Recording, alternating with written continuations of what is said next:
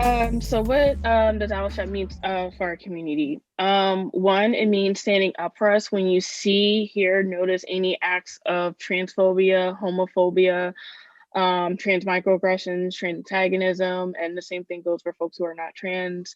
Um, Exclusion, and when you notice that, we would like to see accountability process. Another way would be that instead of, if you really want to have like a certain cause or an action that center around the community, address this all as a community. Again, like kind of following on what I just said on not just depending on one person. There's like, again, in this city alone, there's hundreds if not thousands of us. There's no way that, I don't know why no one has like arranged a community town hall or anything like that to address the community and other causes, i.e. Krasner. Sorry, but that's just, that would be the appropriate way to address us all as a community in regards to inclusive policies and practices. Another way is also for folks to not use our safe spaces, events, resources, calls for community support as a means to censor yourself.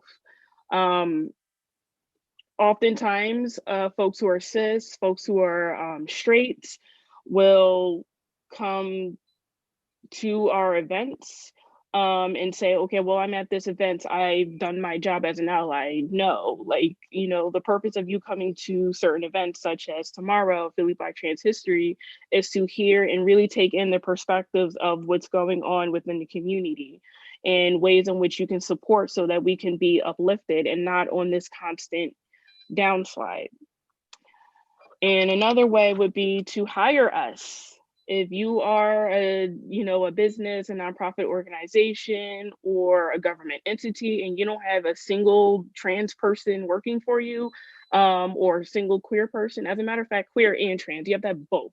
If you don't have that on your employee list, well, you're already failing as an ally. Corporate capitalism is not something that impresses us. Like, we really need to see organizations and other entities like follow through with that practice, and that means hiring us, because it's great to say you support the community, but you know Black trans women are still being killed at high disproportionate rates. Why? Because they're not being hired, they're not having resources, they're not being supported, they're not being loved. And one of the steps would be to hire us. And then when we ask for community support in regards to housing and food and just basic essentials, um, that we need that. Thank you so much. Nina, what does allyship mean to you and your community?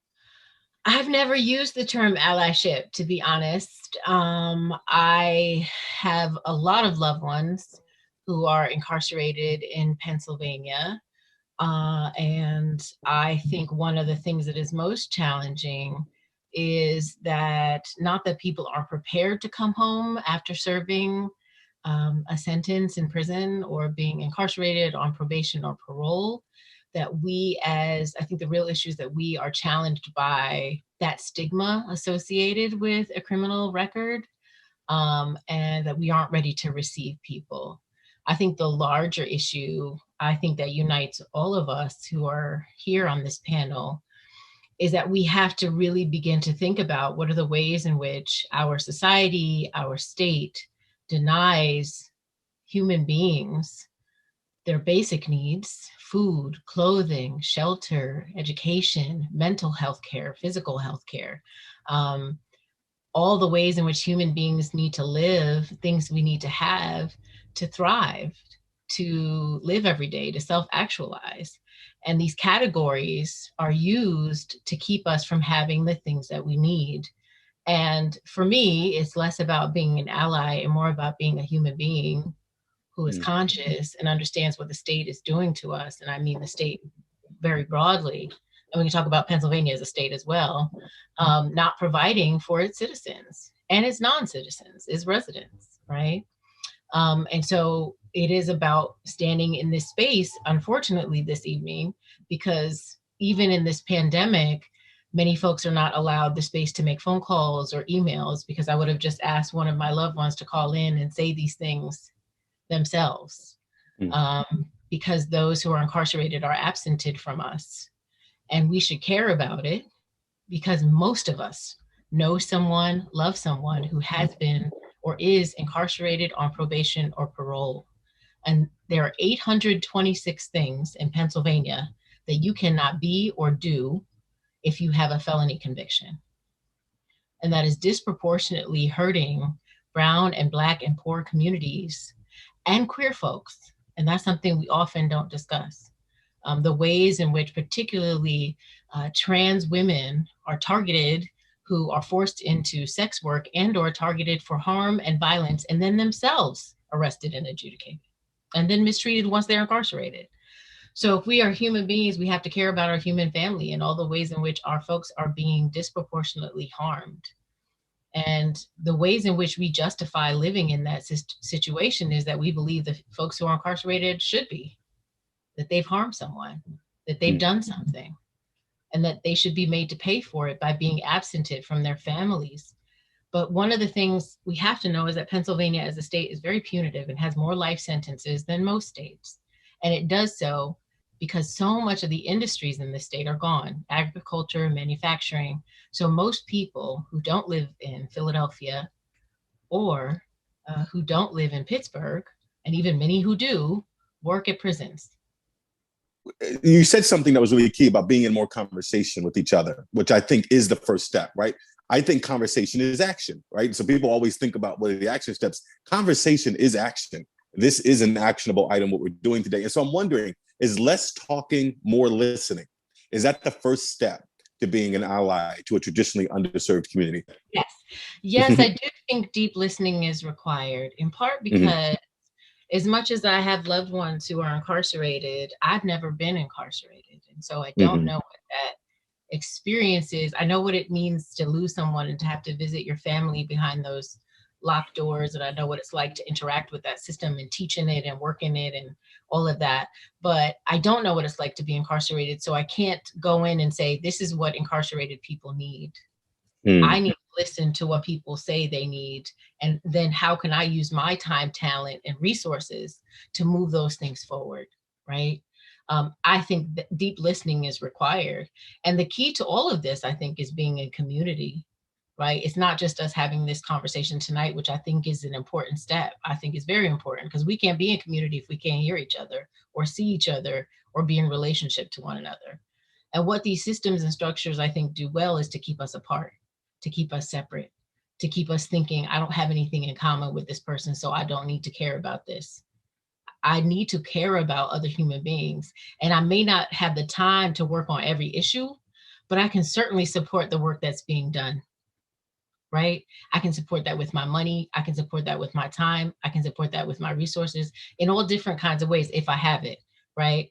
But we need to know what's happening. We need to know what's going on so we can be better citizens in terms of voting, supporting policies, supporting organizations, supporting mutual aid, right? Showing up for each other. I think conversation is an important starting point because we got to know each other. We got to listen to each other. Bree, same question for you. Less talking, more listening. Is that the first step? I will hold myself accountable and say I have certain privileges. Like I have light skin privilege. I'm cis assumed. You know, I have a home. You know, I have food in the fridge. Like I have, a job. So for someone like me, yes, that is fine. But for someone who like does not have the things that I have, such as, Black trans women, or not just Black trans women, but other LGBTQ youth that are out there homeless, like talking to them is a waste of time because they're out there starving. Like, a lot of people will say like, you need to get, open your wallets and give to these folks and contribute to direct mutual aid before they're willing to like have a conversation with you.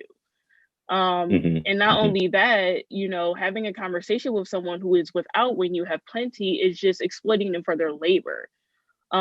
Because while you may leave with an understanding, you still get to go home at night, to a warm place in a bed and, not have to worry about coming into contact with anyone during this pandemic. But some of these people don't have that. So I appreciate it. Roz, same thing to you, and then I'll turn it back over to Amir.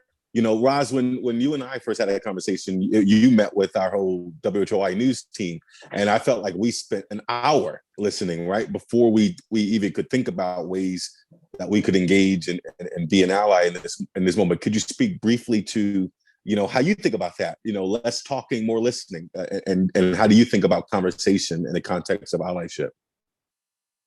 Well, first off, I think ally is being a team. And today, y'all are being a wonderful team. Robin and I are a team. So I can't finish this conversation without the other part of me. When we're in society, it's not alone. And you're not alone. And Germantown Deaf Ministries and partnering and helping come in here to WHYY, we've been trying to get on this place for about maybe 12 to 20 years. And I don't come by myself. So Robin is watching every word I say. You see me say watching. Faith without works is dead, as we have. We're a Christian-based organization with enough love to go out and let everyone know their love. Robin, Okay. How important is do you think that people have these interpreters that are just here for you? And what would you like to say? Because I talk too much sometimes. Go ahead, Robin. How important is this to you? Well, I would say that it's tremendously important to have an interpreter, especially somebody who's certified, a skilled interpreter, somebody who truly understands the language of the deaf, because many times you end up in the doctor or you end up in a court and they refuse to provide an interpreter. And the deaf people themselves are unable to speak up. Even when they try, they're not heard. And it's really sad. It's absolutely heart-wrenching that this happens. For example, there was a mother who had a 6-year-old child in the doctor's office, and the doctor was talking to the 6-year-old child instead of the mother because the mom was a primary language user of ASL. And then adding in that the doctor is using the medical lingo that no 6-year-old understands. And that's honestly a huge transgression against their rights, against the law. The thing is, you have to make sure that you advocate for the use of an interpreter, support having interpreters where you can. And the thing is, now during this time of coronavirus, it's very hard to get an interpreter because with coronavirus within doctors' offices or even in the courts and everything, people have to take precautions. And folks are struggling out here. The folks in prison are struggling out here. It doesn't matter if they're in jail, they still have a right to access. And that's one of the reasons, well, let me start by saying, did you know that it is actually required? It's not required that deaf people don't have the same rights when they're incarcerated. They don't have the right to an interpreter on a regular basis. They spend the time of their sentence in prison, in jail, no access to the people around them, and then living the incarcerated experience. And there's, it feels like there's nothing we can do. Rhea, I'm going to direct this question towards you. So you mentioned Krashna earlier. Can you describe ways elected officials with their powers and legislative powers, how can they direct resources to traditionally underserved communities? So I would say that one thing that politicians can do is reach out to a whole network of community organizers, underground or public, up and coming new nonprofits, or have a community town hall, have an open community town hall so they can get an idea based on the community census on what is really needed from the community. Oftentimes these politicians, they spotlight 2-3 people in the community, but they are not always going to be the greatest representative in a community that consists of thousands. 2 people is not enough to represent thousands in a community. It's not. So I would say the first step would be having a community town hall or community discussion or something for folks that are interested in attending, and then just drawing up conclusion on what is really needed from that community instead of just coming to our spaces, our events to just, and taking up space. hoping to get that from them, get that from us. When we have our events, it's to center us, because we rarely get these moments. Like, we really get this. They're in the spotlight all day. So if they really want to be intentional, I would say that would be the first step. And also, like, again, follow and support all of these initiatives and causes that are popping up on Facebook and Instagram, and like pretty much directing your conclusion on what's needed. We have a new organization called Coalition for Black Trans Equity and Liberation. They are always going to need resources. So that would be a good way to start. Thank you. To the professor, what are the synergies that you see so far in this conversation between the movements? And are there ways that you're already beginning to envision areas of collaboration? So there are ways in which I think all of these categories, and I should say, please call me Nina, but the way I came to care about prison abolition is that I've always cared about abolition and Black liberation more broadly. And because mass incarceration is the current incarnation of how white supremacy works to warehouse, get rid of disposable labor to put our folks away, that is why I care about it. And for me, at least, I can say that those categories like race, class, gender, sexuality, disability, ability, right? These are all the ways in which we can sideline people and make it more possible to deny them access to the very resources they need to live, that we need to live. And I see that those categories as ways that the carceral state both traps people and disproportionately arrests people, but also denies them access to resources once they're incarcerated, particularly in Pennsylvania. And so to me, these synergies are really important, because it is queer and trans folks who are also denied access to resources and disproportionately arrested and adjudicated and given long sentences, particularly Black ones. It is also folks who are deaf and hard of hearing, who have more interactions with police that end up in arrest and adjudication because police officers are not trained in sign language or in anything else, or how to deal with human beings beyond saying that you are wrong and now I'm going to arrest you, and to look for that immediately, and not to deal with any issue or challenge in any way, whether it's mental health or any other thing with any population, except with handcuffs and a police car and a ride to the police station and a jail sentence. And so there's lots of synergies. And I think part of it is us beginning to ask the question, if you can privilege your conversation with somebody and them, I guess, laying down to tell you their life story when they're without a home or without food, like what part of your humanity have you shut off that you would privilege your conversation with them over them having what they need?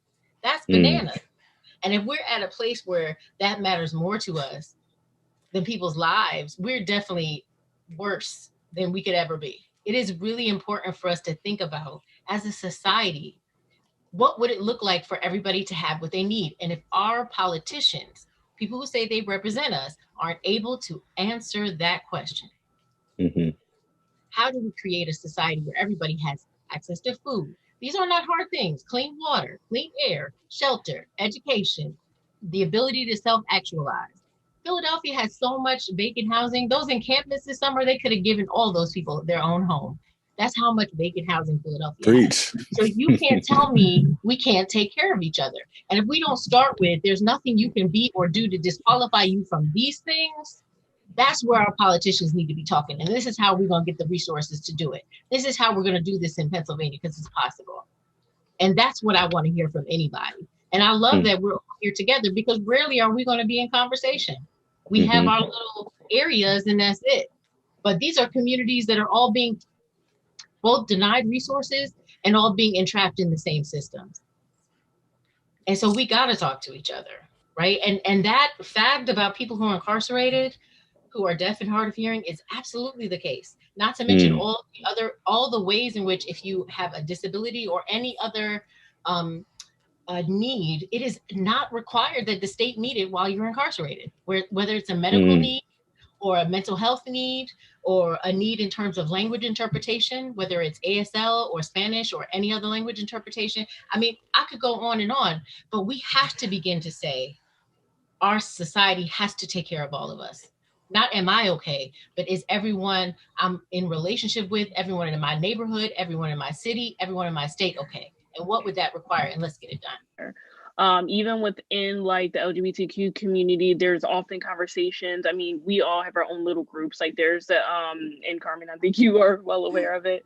Of the I forgot the Philadelphia area queer hard of hearing group. I don't know the exact name, but Carmen, I think you know what I'm talking about. That's how I found you on Facebook. There's definitely a lot of conversation over the summer. I did briefly some work with Black radical groups in regards to you know, what was happening with over policing and police brutality. That also led to conversations about prisoners, especially as it relates to trans individuals. A cause that I had supported before I even got like officially deep rooted into organizing was the Free Kai Project. And that was about Kai Peterson, who was who's a trans individual who was incarcerated for defending himself against an attacker. I'm happy to say that he's home now, so that was you know, that was an accomplishment. But there are still others out there. And going back to what Nina said about folks being denied needs, you know, a lot of folks that are trans are being denied their hormones.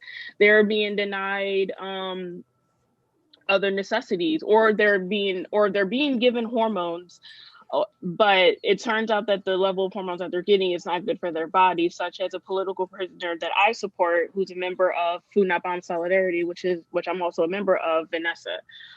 She experienced that as well. She also got when she was also asking for more PPE, she was denied, and then she received, and then you know, she from my understanding caught COVID. So it's the situation gets worse and worse. As far as like, you know, and I hate to reiterate what Nina said, because Nina really did speak a lot of truth to power about politicians. These politicians that say they represent us, I want to believe that they do, but then, you know, like all the time, I always see them do something that disappoints. But to those that like, you know, if they're really interested in doing something, I would say that they, you know, if they do have their little meetings or their little, you know, city council groups on Facebook, is that they provide interpretation, because I've been to a lot of these city council people's meetings and I haven't seen a single closed caption or interpreter. So that's just one thing that they can do. Like, just saying. Second, actually respond to emails, because when groups respond, like reach out to them, you know, folks that do have faith in them in regards to certain causes and initiatives, they, you know, blow us off. And that's just, and then we have the go-to extreme tactics such as having an encampment.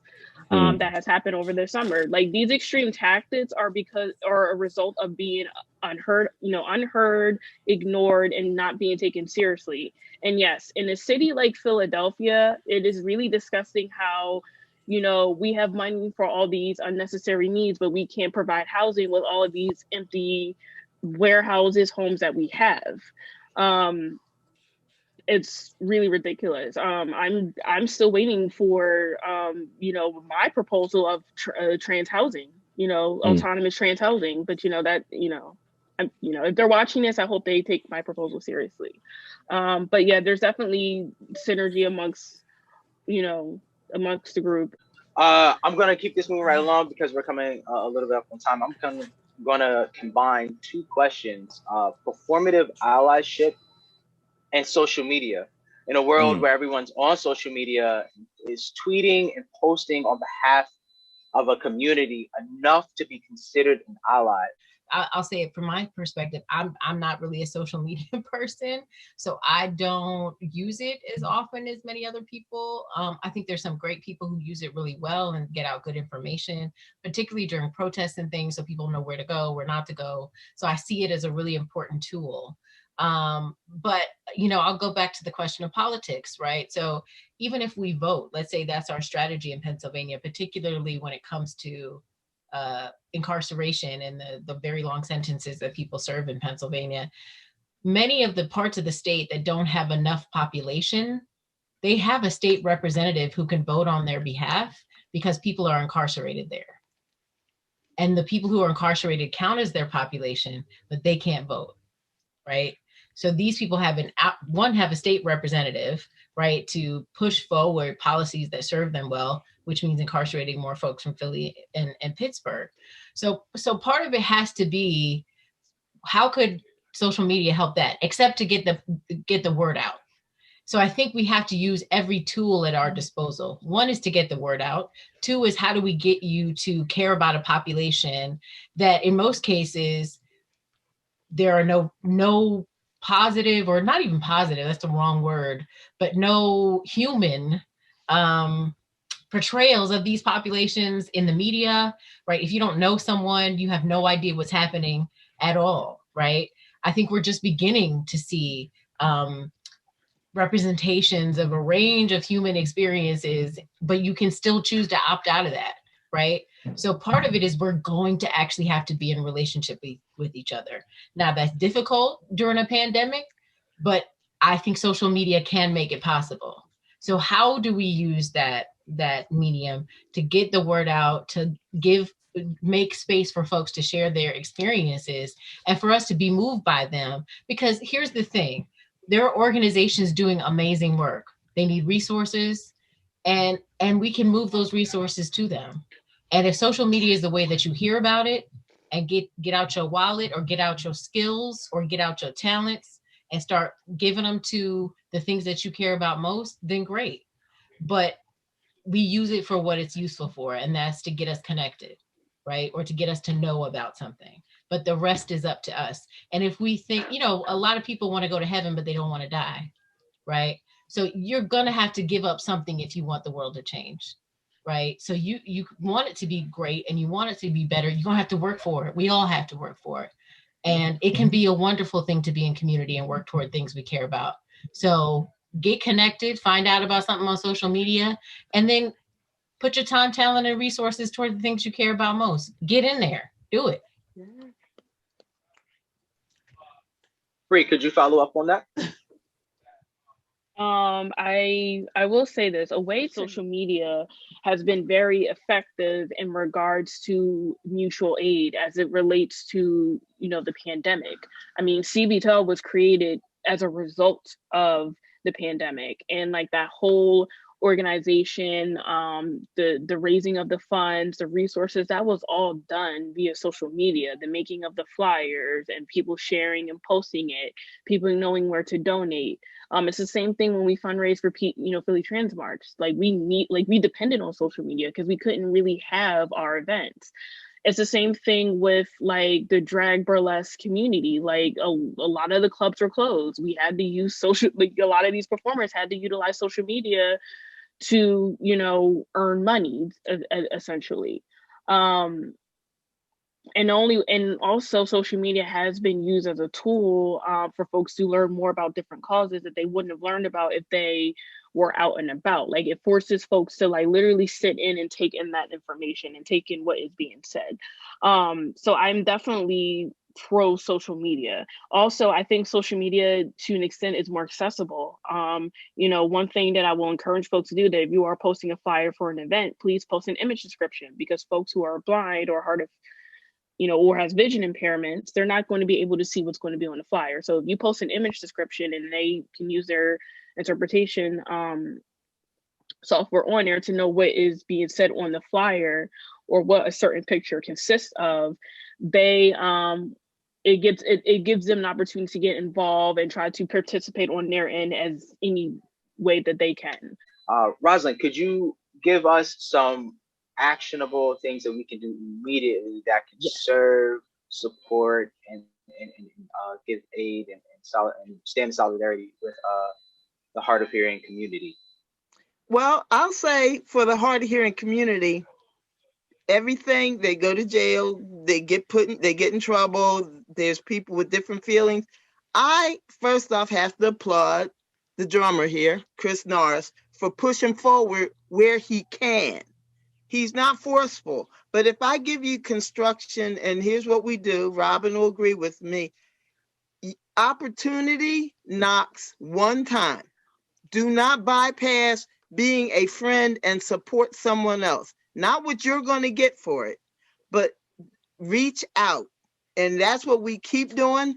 And that's what our deaf ministry, we don't get money from places. It's a bunch of dedicated people who give their $2, their $5 every month. They'll go take food. Someone will bring food. It's teamwork. It's taking every dollar, every penny you can get and giving and helping someone. And then reaching out and partnering like we're partnering tonight. This took a long time. Don't give up. You have to go out, and everyone learns differently. Please don't make one blanket way of helping, dressing. If someone's in jail, do you write to them? You got to find out how to get a letter, call. You got to put that effort forth. If you see a homeless person and you drive past our church, Grace United Methodist Church, we give the socks and they go. Pandemic doesn't matter. They're giving out coats. They cook food. You go to the people you want help for and empower them themselves. Honestly, I've been blown away by the dialogue and everything that you guys have offered to this conversation. Bree, thank you. Roslyn, Robin Miller, thank you. Nina, thank you so much. And also, let's thank our interpreter, Carmen. Thank you so much. Really, really appreciate you. I'm just going to close out. Thank you all for jumping into the comments and leaving questions. This is a conversation that we hope to continue. We're not going to solve everything right now. We're not going to fix the world right now. We really want to engage and open up networks of communication, solidarity, allyship. Or I love the term being an accomplice. Thank you, Bree, for bringing that into the space as well. Again, my name is Amir Richardson. Some of you may know me as Bul Bey, a local Philadelphia artist, but I am a community curator here at WHYY. I definitely want to encourage our viewers to become WHYY members, going to whyy.com/TV12 and pledging any amounts that you can. Thank you guys so much. I cannot say thank you enough. And I love the Muppet too. Thank you so much. You guys all have a good night. And let's keep the conversation going beyond this format as well.